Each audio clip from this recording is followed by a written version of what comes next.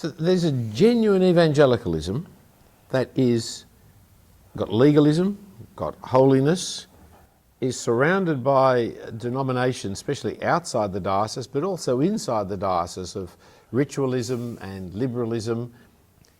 How did we get from that to where we are today? I think you ought not to underestimate the work which the ACL did in making sure that key appointments were in the hands of evangelicals. The ACL, I don't know, are any of you members of the ACL? They all are, of course. All yes, are, of course, yes, that's right. But do any of you been to the meetings? You know what they're like, brother. They're such a bore. You sit around the table and you're scratching your heads. In the Diocese of Armidale, you never had to organise anything. It's so tiny you can keep it all in your head. I'm presented with a voting paper at Synod with 800 names on it. How do I know if the person is trustworthy?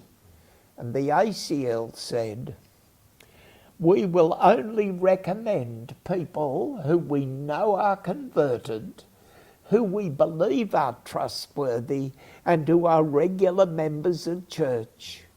We have vetted these. There may be other ones, but we can vouch for these. Do not underestimate what that did in terms of key appointments. I sat on the Moore College Council for 25 years, but the day we appointed Peter Jensen as principal, I'd have sat there for another 25. That does matter.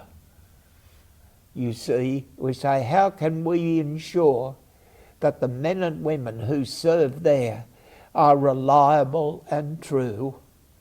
Well, we can only get that feedback from people who know them. And who does that legwork? The ACL. And for their trouble, what do they get? Sniped at.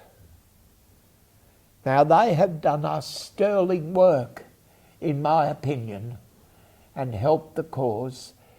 It's grave responsibility to be teacher of the Bible, and you are the inheritors of a great inheritance. You may have grown up in a church where you heard the gospel from the first day you went to kindergarten. Can I say, you can go to Anglican churches all over the world, and it is not so.